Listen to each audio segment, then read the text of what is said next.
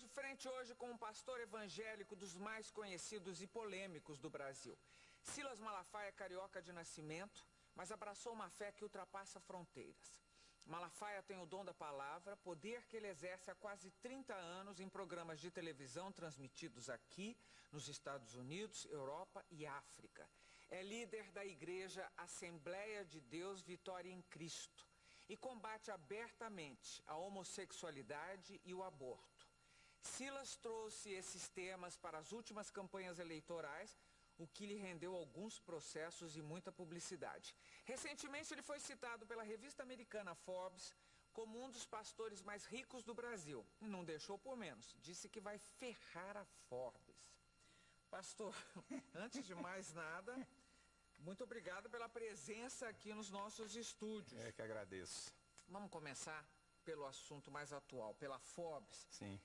Que é recentíssima. A revista publicou que o senhor está em terceiro lugar entre os pastores evangélicos mais ricos do Brasil, com uma fortuna pessoal avaliada em 150 milhões de dólares, que dá em números brasileiros 300 milhões de reais. E o senhor contestou essa informação. Sim. Deixa eu te falar, Gabi. Safado, sem vergonha, bandido, caluniador, tem tudo que é lugar. Pastor, padre, jornalista, tem tudo que é lugar. Quando a Forbes faz uma declaração dessa, não é uma declaraçãozinha qualquer.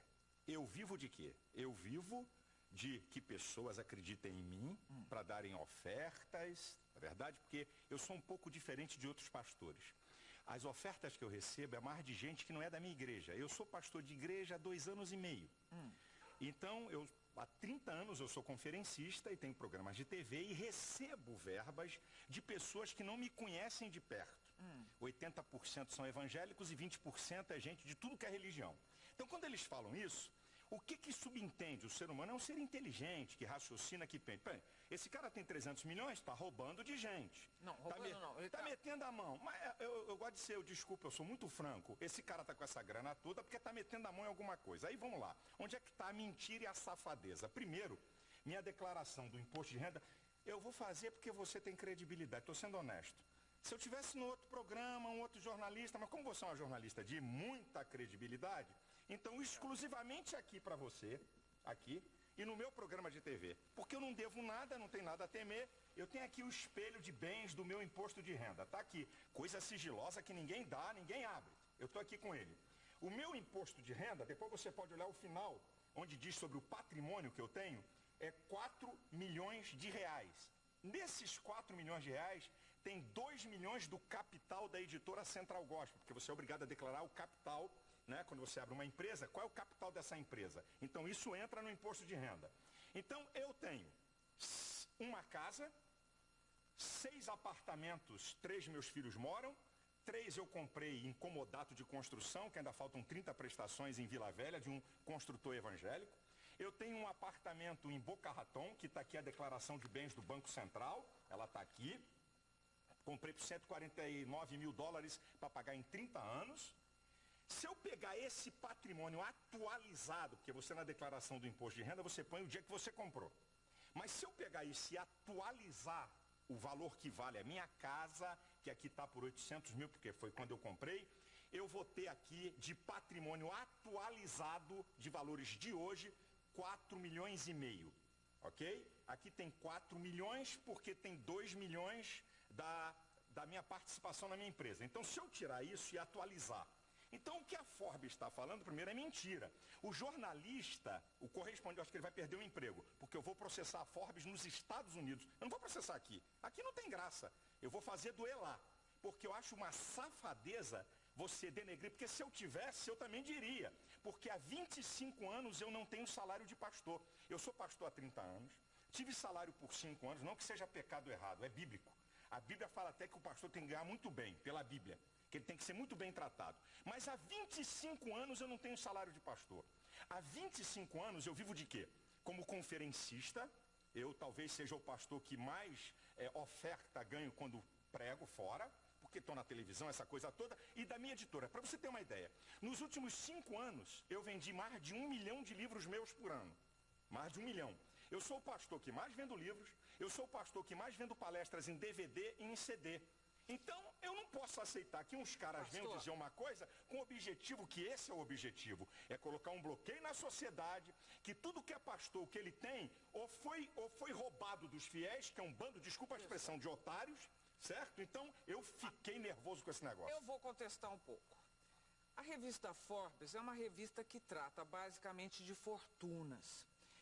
Não é novo, é associado à religião, a todas as religiões, digamos, não estou isentando a católica, as religiões são associadas a fortunas. No caso da evangélica, associada ao dízimo pago pelos fiéis.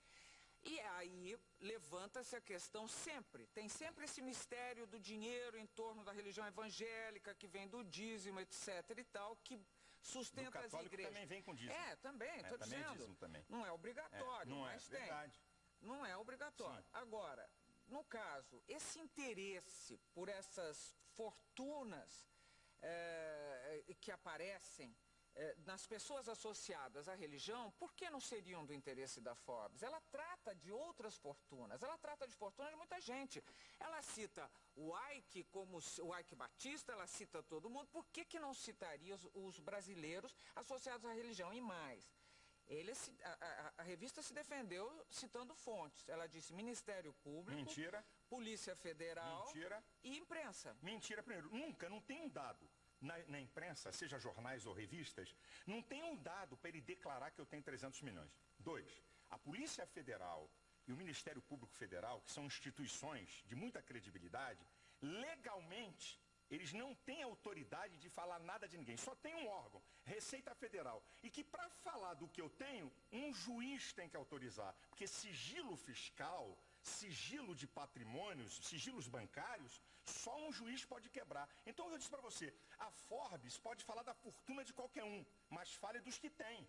Quando ele diz que eu tenho 300 milhões de reais, o que a pessoa vai associar? É o ser humano, o cérebro humano, o ser humano, ele é um ser que diferencia dos animais, porque ele tem inteligência e percepção, ele faz associações. Então diz assim, pô, esse malandro aí, esse vagabundo aí, tem 300 milhões porque roubou os fiéis. Então essa é a ideia. E eu não vou receber fama daquilo que eu não tenho, porque para o milionário, Gabi, para o empresário sair, olha, eu estou entre os 100 mais ricos do mundo. Isso dá até crédito para o cara. Os bancos, pô, esse cara aqui está entre os milionários. Para mim é o contrário, o efeito é negativo. Mas, o pastor, você não devia estar fazendo esse tipo de não defesa da teologia da prosperidade. Não, diferente. Aí vem cá. Quem disse? Existe uma coisa. Existe o besterol da teologia da prosperidade. Existe a teologia da prosperidade da Bíblia. Então explica pra gente. Eu explico para você qual é o besterol da teologia da prosperidade. Olha, vem para Deus que você vai ficar rico, vem para Deus que se você tem um emprego você vai ser patrão, venha para Deus que você vai ter um monte de casa. Então, isso é o besterol da teologia da prosperidade. Agora, a prosperidade está em toda a Bíblia. E o cerne da prosperidade, diz assim, bem, pastor, me diga uma coisa que a Bíblia mostra que a pessoa pode ser próspera. Ou então, o que faz uma pessoa ser próspera à luz da Bíblia? A Bíblia diz que prosperidade é obedecer às leis de Deus.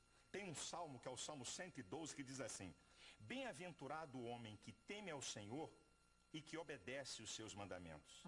A sua geração será poderosa, a sua descendência será grande na terra, fazenda e riqueza haverá na sua casa, e a sua descendência permanece para sempre. O Salmo 1, que é um salmo muito lindo, que diz que aquele que medita dia e noite na lei do Senhor, olha o que diz o salmo, é muito interessante.